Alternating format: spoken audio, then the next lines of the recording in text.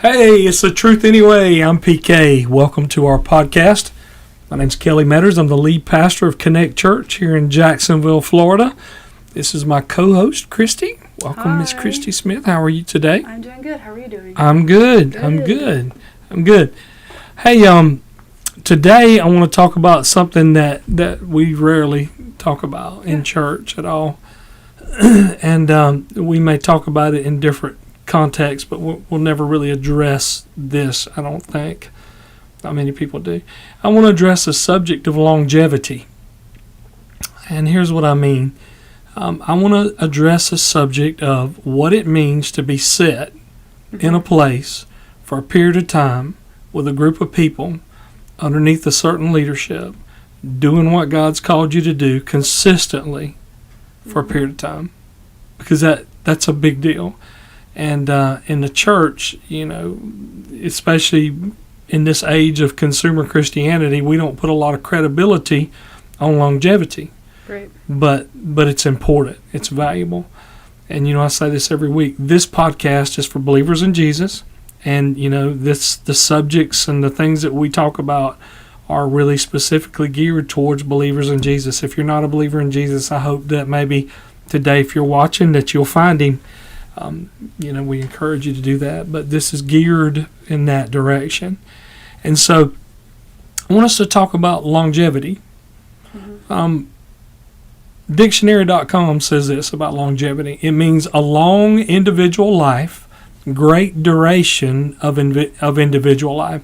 It means the length or duration of life, and it means the length of service, tenure, and it can even mean seniority. Longevity is a concept that is built on consistently doing what God has called you to do in Christian context, in a believer context. Consistently what God has called you to do, where God has called you to do it for a long period of time. And walking that out through thick and thin, through easy times, through hard times, through ups, through downs, to be where He's called you to be, and to not just give up the ship and move on, or just, well, you know, my needs aren't being met here, I want to go somewhere else. I don't like the preaching here, I want to go somewhere else. I don't like the worship here, I want to go somewhere else. Like, well, what if we try this other? You know, that's not consistency. Right. Consistency is to say, okay, Jesus, where do you want me planted? And I'm going to have my family planted there. Longevity means something in the kingdom. I think longevity is tied to credibility in the kingdom. Yeah, I like that.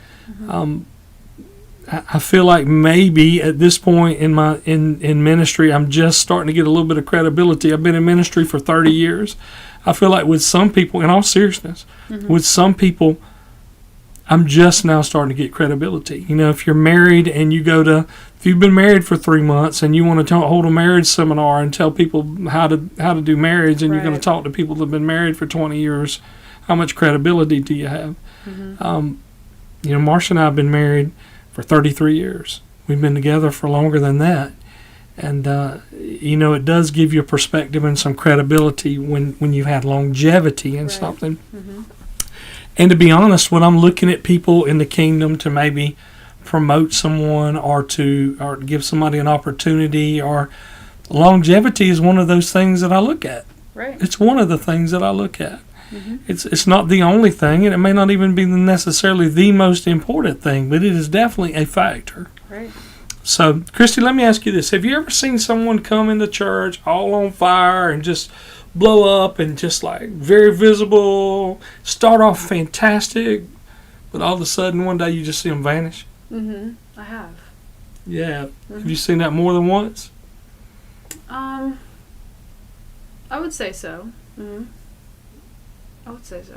When it I've seen it in like behind the scenes of like how church runs, where people are like that, like people that do like admin type stuff. I've seen people just kind of start something and then kind of falls off the wagon, and maybe they get lazy, or they kind of just not try as hard or care as much, or let their quiet quit.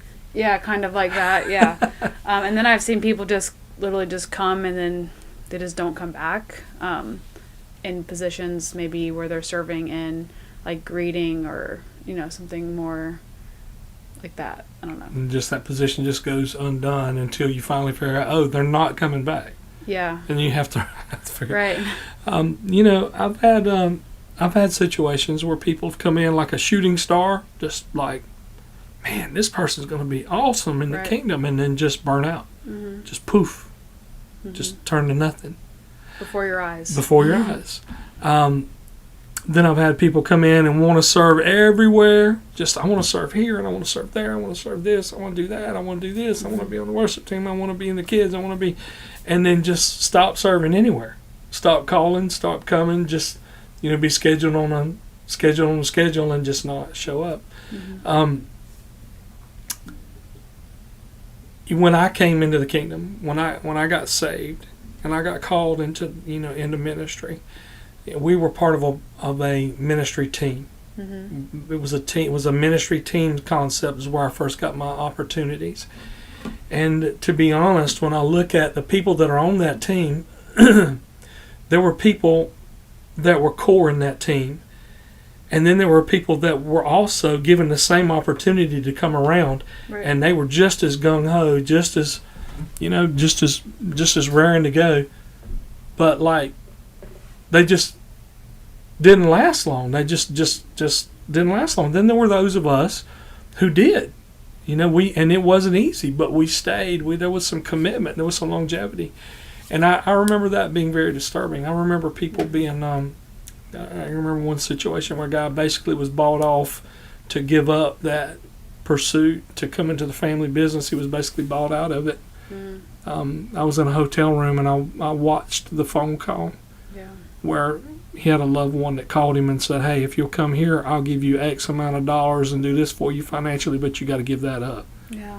And he packed his stuff up and left.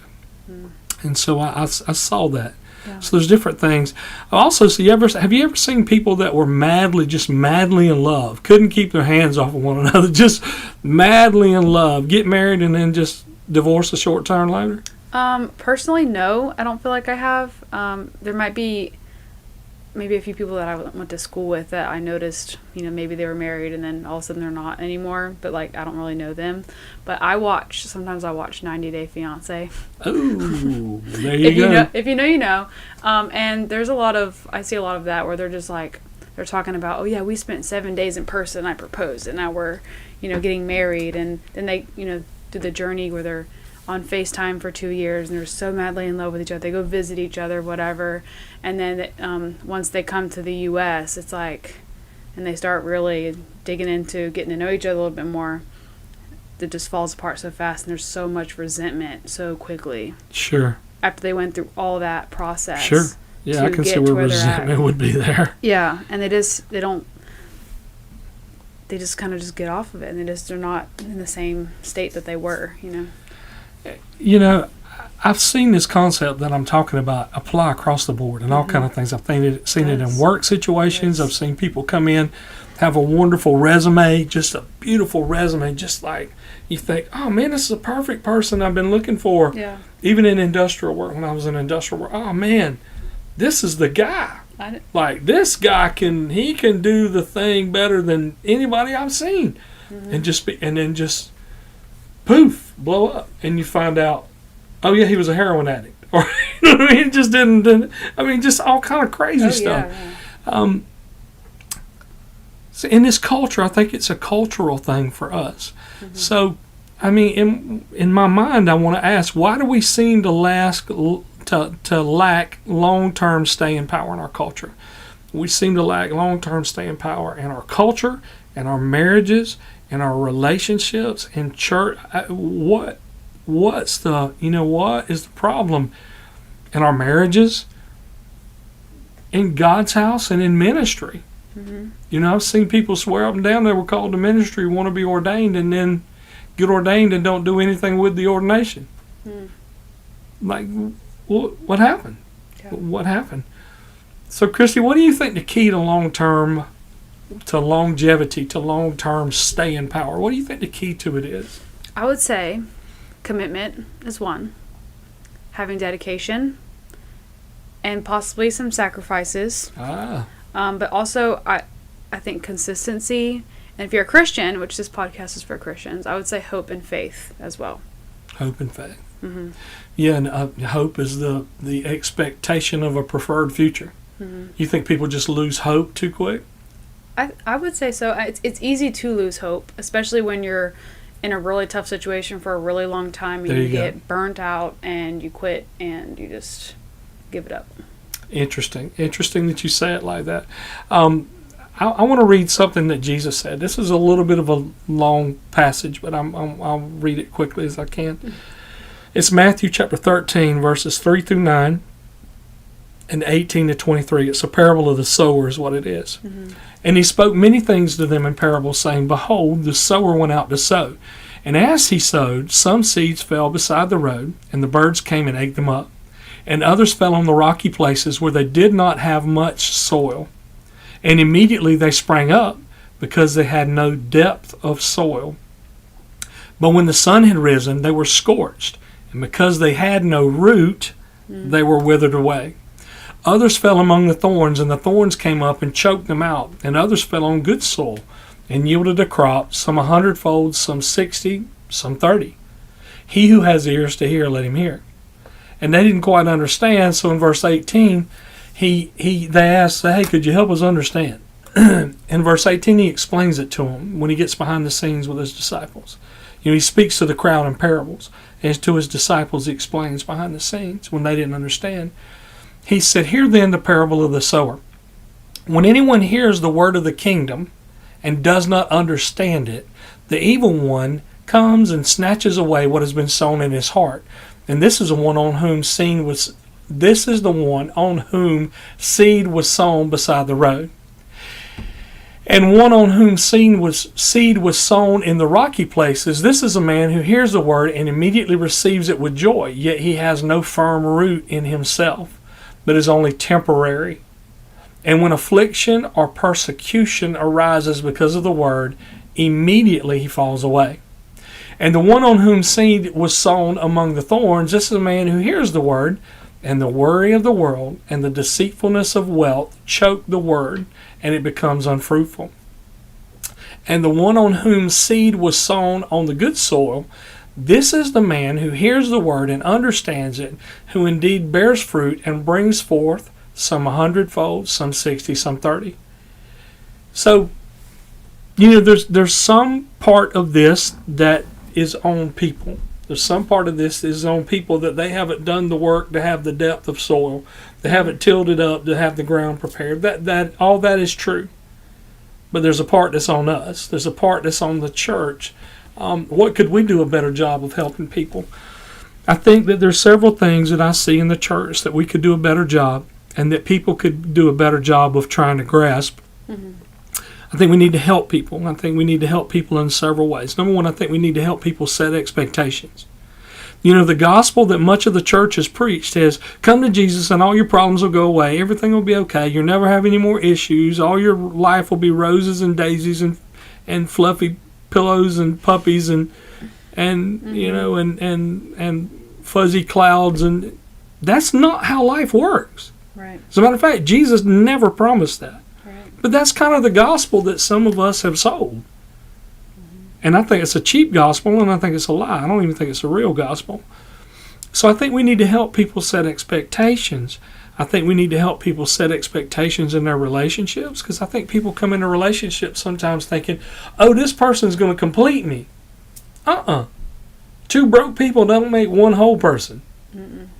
I think we need to help them set expectations in that. No, your needs and desires and your heart and the things that you want in life is not going to be fulfilled by a person. Right. That only comes through Jesus. And this person's going to let you down. This person's not. I know that you see them through rose-colored glasses and you think that this person is perfect, that this situation is perfect, but it is not, because people are involved. Period. I think we need to help people set expectations in their relationships. I think we need to help people set expectations in their lives after salvation. Because I think, like I said, some people come in thinking, oh, I'm going to get saved and all of my problems are going to go away. No. Yeah, if I just believe. If I just believe, all of my problems are going to go away. Yeah. Have you ever seen the movie, it's an old movie, Brother, Where Art Thou? Do you? No, I don't watch. You know, You I don't don't watch watch movies. movies. I There's live a under scene- a rock. There's a scene in that movie, Brother, Where Art Thou? There's these 3 escaped convicts. Okay. And there's this scene where they come up on this crowd of people that are going down in white robes into the water to get baptized. Mm-hmm. And one of them decides he wants to get baptized. He goes down into the water and gets baptized. He comes back thinking, and he says something along the lines, all of my sins are forgiven, and nobody can hold anything against me anymore. The law don't have nothing on me. Mm-hmm. That's not how it works. Mm-hmm. Jesus doesn't have, you're forgiven your sin, but there's still a cultural debt to pay. There's still some stuff that you're going to have to walk through. Mm-hmm. It doesn't work like that. You still, if you have a house full of problems, you get saved, you're still going to have a house full of problems. Right. The deal is that when you go home, Jesus will be with you to help you walk through that house full of problems. Right, exactly. That situation full of problems. But we don't set those kind of expectations for people. Right. I think we need to. Mm-hmm. We need to. If you've got a potty mouth, and you've had a potty mouth for 20 years and you get saved, your potty mouth might not immediately go away. It may be something that you have to work on. Right. If you have anger issues, right. If you have lust issues, if you have whatever issues, when you get saved, Jesus forgives you and begins a process of redemption through those things, but it doesn't happen immediately. Right. If you and your husband get saved, just because he got saved doesn't mean he's now going to be the perfect specimen of. That's just not how it works. Mm-hmm. I think we need to help people see the traps and see the landmines, and there's a lot of traps out there and landmines that we don't prepare people for. Right. And they walk in there and they step on a landmine and they get just taken off guard, caught off guard, and they're not expecting it, and it makes them disillusioned. Right. It makes them disappointed. I think that's part of what we deal with. Mm-hmm. Christy, when you got married, did you really know what you were getting into? I thought I did in the moment, but no, I did not. Nobody does. Nobody does. Let me help you. I thought I did, but nobody does. Nobody does. I mean, Marcia knew what a deal she was getting when she got married. I can't even say that with a straight face. Well, Colby knew I didn't like bacon before we got married. So see that's that? His problem. I mean, he knew that though. He knew that coming in. He did. And he still married you? Yes. Nobody.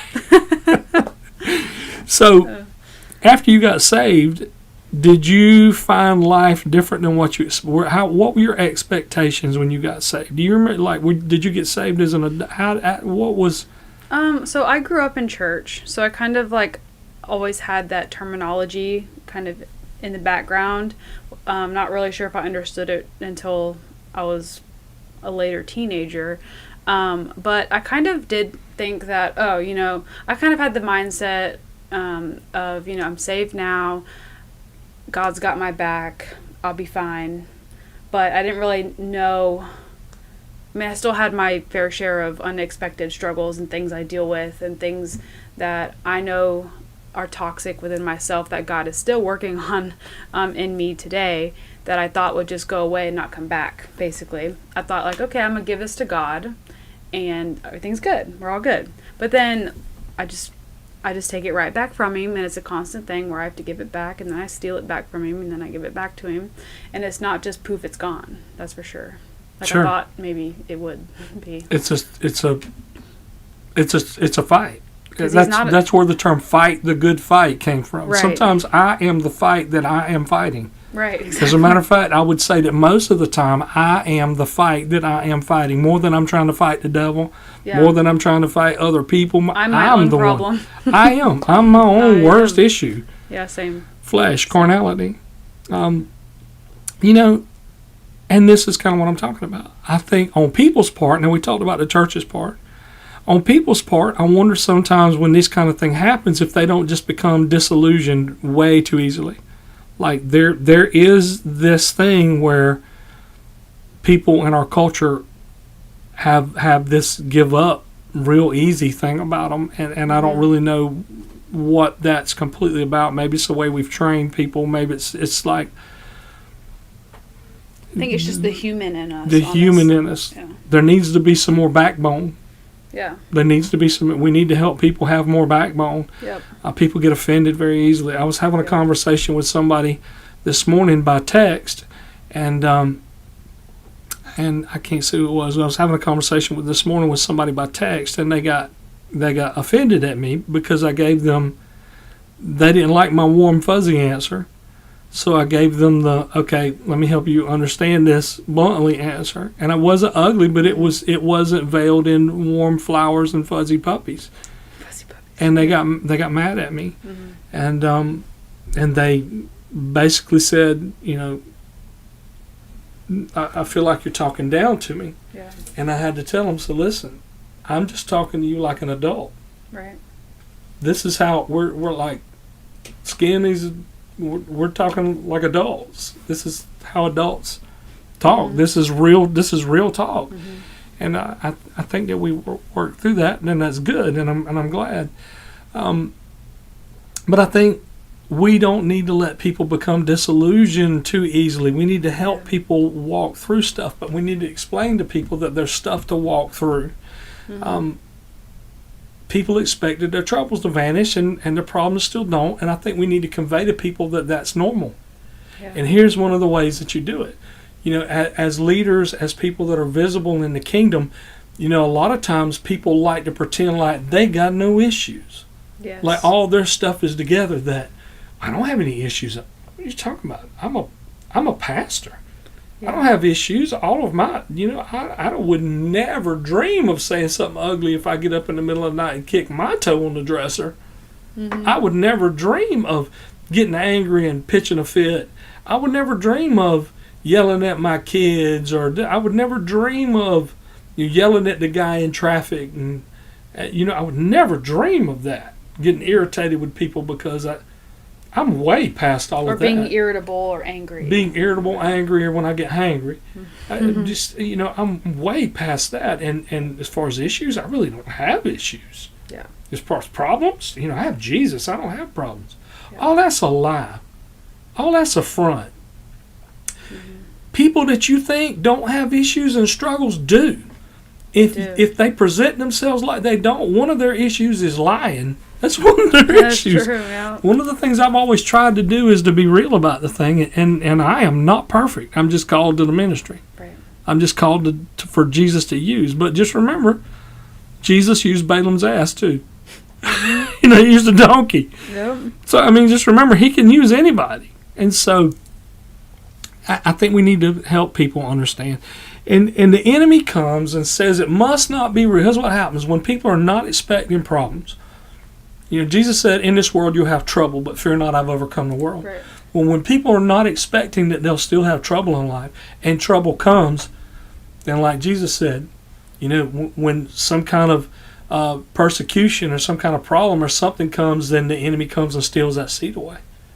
Steals away your hope, steals away your expectation for a preferred future, yep. And they become disillusioned because they were not expecting that they could have an issue, have problems in life.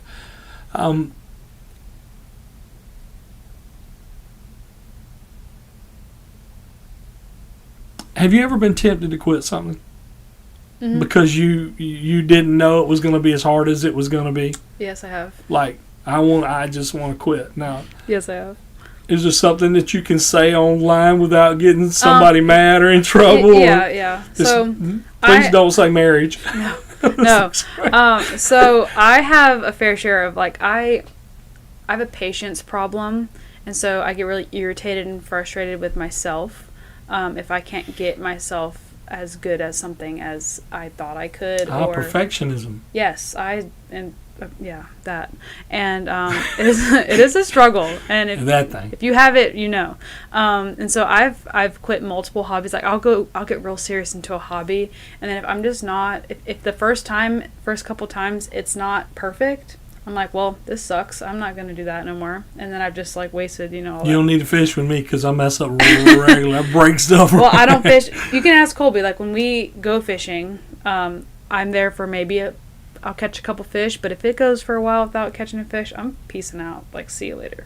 But there's in school, I tried to get into sports because I wanted to be like the sport person, whatever. And Sporty Spice. Yeah, and have some friends or whatever. And I did like Marathon High, which is like a running club, and then I did tennis for a little bit. And I got really into the tennis. I got like all the good stuff. Like I went and did lessons, all these things, and then I did the running. And then all of a sudden, I just felt like I wasn't getting good at it anymore. And I just was like, yeah, screw this. I'm peacing out. And even with the Marathon High, like I wasn't improving in my running and my mile. Like my mile never got faster. My endurance never got better. I just got irritated and frustrated. I did it for a couple of years, and I still was doing terrible.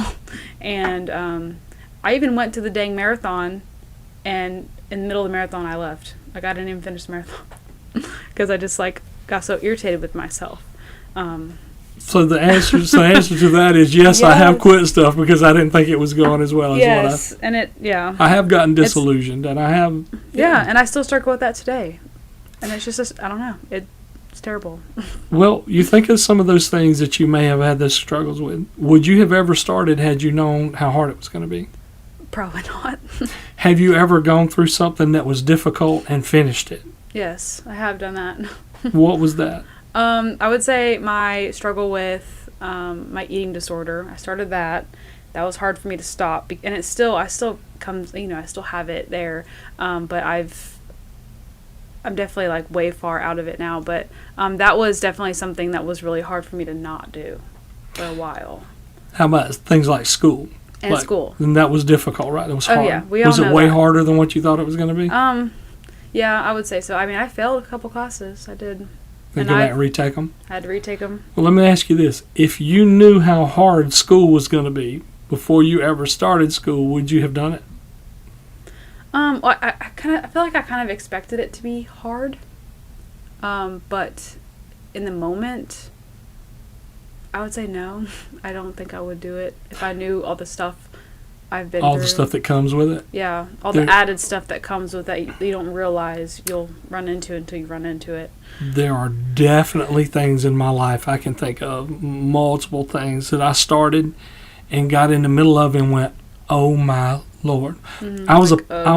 I went through a pipe fitter apprenticeship. It was a 5-year apprenticeship, but we had a building trades school that we went to at night. Mm. And I got halfway, 3/4 of the way into it, and I got just disgusted with it. I wasn't making the money I thought I should make. I wasn't like, it was really rough. I didn't want to be around some of the people I was around, to be honest. Mm-hmm. And I told my daddy, I said, I want to quit.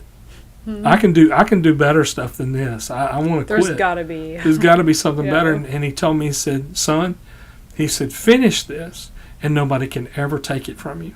Yep. You learn this, you finish this and nobody can ever take it. I remember you telling me that. And I finished it. But I'm going to be honest. If I would have known what it was going to entail for 5 years, mm-hmm. the aggravation, the people dimensions, all of that, I probably would never have started. Oh, yeah. I think God does that to us in life sometimes. Mm-hmm. I think especially like with calling, with purpose, with things that are going to... Especially with calling. Yeah. I don't think He lets you know how difficult it's going to be up front. I don't. I think that's stuff that He lets you find out later. Because the truth of the matter is, human nature won't let us... human nature might limit the people that would follow if we really knew what it was we were going to have to endure. Yep. You know what I mean? And so I think He gets us in the middle of things sometimes, and He says, it's okay. It's okay. It's all right. Have a meltdown. It's all right. It's okay. Have a meltdown. Meltdowns are okay. I'm still here. You're still here. I'm still with you. I haven't left you, and we're going to move on. Yep. Right? All right. Well, get up. It's like Elijah up on the mountaintop. Oh my gosh, yeah. God, I'm the only one of your prophets left, and they're trying to kill me. Yep. I want to quit. I just want to die. That's what he said. But that would have been me, honestly, if I was Elijah. I would probably done the same thing. You think of what he just came from. He just came from killing all the prophets of Baal and defeat. And he just saw all that happen. All that happened, and he gets up there and he's tired. He's tired. He's beat down. This has been a rough journey. I just want to die. I could just die. Mm-hmm. And God said, hey, get up. That's great. Here, I hear all that. Yeah. Here's some stuff you to eat. Here's some, you need to Take rest. a nap. Take a nap, need to rest, eat. Okay, now get up and go do what I told you. Get up and go do this. Go do this, anoint this one, this one, and this one. Yep. Get up and go do it. And so, and by the way, here's a new guy to train to take your place. Yep. You've also got some putting some more on you. I know I didn't let you in on that to start with, but now you have to train the new guy. Mm-hmm. So, would you rather have known up front or not? Probably not. There's definitely things that I went through that I would rather not have known. I'm glad I didn't know up front. Yeah. Because I'm proud that I accomplished them. I'm proud that I stayed. I'm proud that I saw it through to the end. But Yeah. I'm glad I didn't know up front what I was going to do, because I wouldn't have done it. Right. Yeah. Cool. Mm-hmm. For me, ministry was much more difficult than I expected, for sure. I don't know what it was that I expected, but it definitely was not what I walked into, wasn't expected, especially early on in my first church, in the first church that I pastored as a senior pastor. Mm-hmm. I definitely was tempted to quit. I wanted to quit. It was a horrible experience, terrible. People made it terrible. I'm going to be honest. The people in that situation made it terrible. Mm-hmm. But, we didn't quit. We stayed there to the end. It didn't end well, I'm going to be honest. It didn't end well, but my family and I, my wife and I, we stayed true to Jesus. Mm-hmm. And we walked out, we walked it out with integrity. And we stayed till the situation was over. Yeah. And I'm glad I did. It was a horrible situation, but you know what? I can't tell you the times that God has used that situation that I walked through to allow me to minister to other people who are walking through a horrible situation. Mm-hmm. And that's on purpose. And that's on purpose. Mm-hmm. That's exactly right. That's part of 5 practical things, and we'll get out of here. Number 1, I think we need to do a better job in the church of helping people understand the gospel, what it is and what it is not, yep. What it means and what it does not mean. Yep. All of your problems and struggles won't vanish overnight, but He'll be with you to walk through them. You're going to go through mess in life anyway. I wouldn't want to go through life without Him. Mm-hmm. I think we need to help people understand it from that perspective. Number 2, we need to do a better job of helping people become grounded and rooted in Him, and not just a situation, not just a place. Not, I don't want to disciple people. We talk about discipling people. I don't want to disciple people to me, because I will let them down and that will disillusion them. And I don't want to disciple people to Connect Church and to a Connect Church system, because that will let them down and that will disillusion them. Mm-hmm. I want to disciple people to Jesus, because He will never let them down. Right. That's what I want to do. Number 3, people need to understand and accept that life will still throw things at you even when you have Jesus. That's right. And sometimes the enemy's going to throw more at you because you're a threat. Right. But He's our strong place to fight from. The Kelly family motto is Turris Fortis Mihi Deus. You've told me what that is before. God is my tower of strength. Yes, that. God's my strong tower. God's my tower of strength. Mm-hmm. He's the place that you fight from. He's the fortress. Mm-hmm. You're still going to fight, but He's the fortress. That's crossed my back in letters about that big. Mm-hmm. We need to help people, number 4, understand that problems are temporary. The stuff that you're walking through right now is temporary. It will not last forever. It may last a long time, but it will not last forever. It can't. When I was working early on in different jobs when I was very, very young, my dad would tell me, say, Dad, it was a horrible day. He said, Kelly, they can't keep you but 8 hours. All you got to do is make it through the 8 hours. That's true. All they can do is keep you for 8 hours. It's temporary. Yeah. It's temporary. And I think we need to look at problems, even if you're going through a nasty divorce. That's temporary. Mm-hmm. If you have a health issue, that's temporary. Even if you die, you're going to go see Jesus as a believer, and it's still temporary. Yeah. Jesus is eternal. Problems, issues are temporary. Number 5, I need to decide ahead of time to let the struggles and pain of life drive me to Jesus and not away from Jesus. Mm-hmm. If I can help people understand, and if I can come to the place that I understand that He is not the source of my pain, He is the one that can help me in my pain. Yep. He's not the source of problems. He's the only one that can help me in problems. Then I can let my issues and let my pain drive me to Jesus instead of away from Jesus. Right. And that will help me live life, do this life that He's called us to do ministry, do relationships with longevity. And that's what we learned today. And it's the truth anyway. Please like, share, subscribe. Check us out on Spotify. We love you. We'll see you next week, next Thursday, 5 o'clock.